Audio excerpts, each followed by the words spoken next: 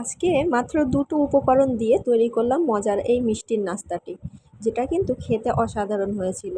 আর এটা দেখতেও বেশ সুন্দর হয়েছিল। তো বাড়িতে যদি হঠাৎ করে গেস্ট চলে আসে আর হাতের ধারে মিষ্টি না থাকে, তাহলে কিন্তু চটপট এই মিষ্টিটা বানিয়ে নেওয়া যেতে পারে। তাছাড়া বাচ্চাদের টিফিনেও কিন্তু দেওয়া যেতে পারে। এটা খুবই একটা হেলদি খাবার, তো সেজন্য বাচ্চারাও এটা পছন্দ করবে।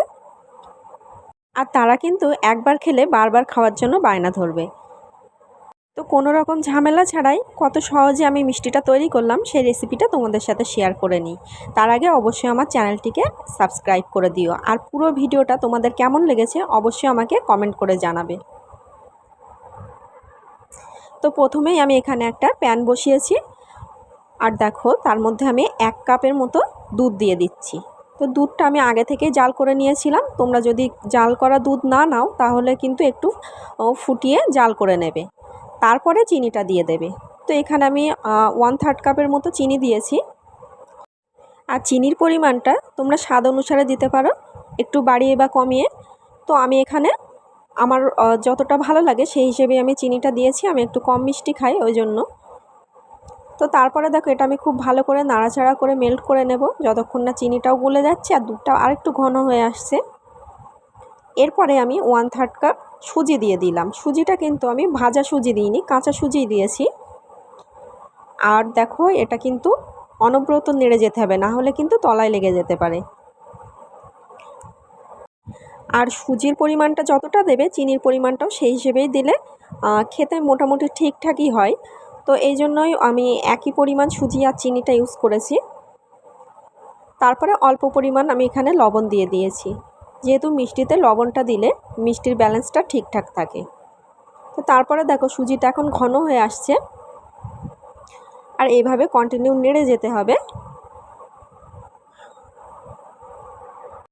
আর এই পর্যায়ে গ্যাসের আঁচটা কিন্তু এখন অন হাই ফ্লেমেই আছে।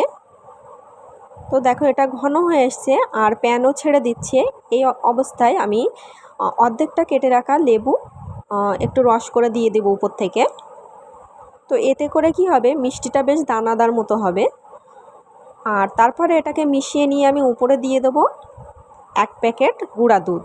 তো আমি এখানে 10 টাকার প্যাকেট নিয়েছি, তো 1 প্যাকেট গুঁড়া দুধ আমি দিয়ে দিলাম উপর থেকে। আর এটা কিন্তু স্কিপ করা যাবে না, এটা দিলেই কিন্তু মিষ্টির স্বাদটা আরও বেশি ভালো হবে। আর মিষ্টির স্বাদটা অনেক গুণ বাড়িয়ে দেবে এটা দিলে। তো সেজন্য এটা স্কিপ না করাই ভালো।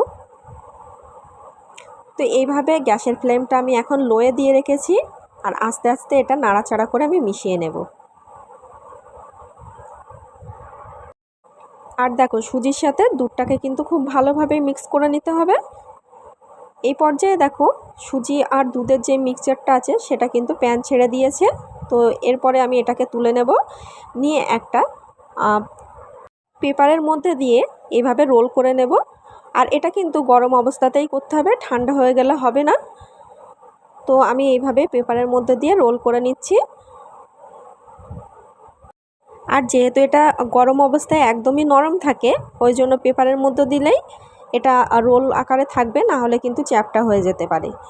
তো এরপরে দেখো 15 মিনিট আমি ফ্রিজে দিয়ে রেখেছিলাম, 15 মিনিট পরে বার করে নিয়েছি।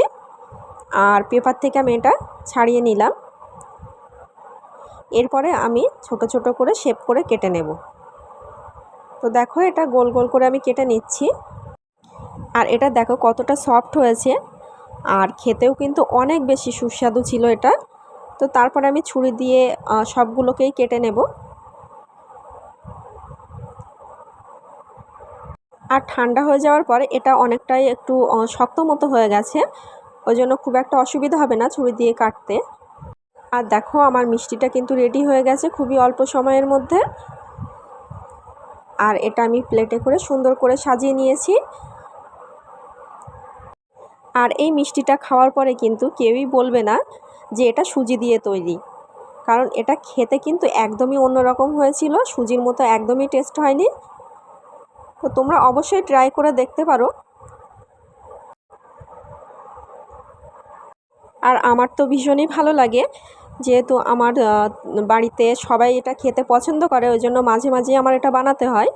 তো তারপরে দেখো উপর থেকে আমি একটু আমন্ড কেটে দিয়েছি কুচি করে, উপর থেকে দিলে দেখতেও বেশ ভালো লাগে।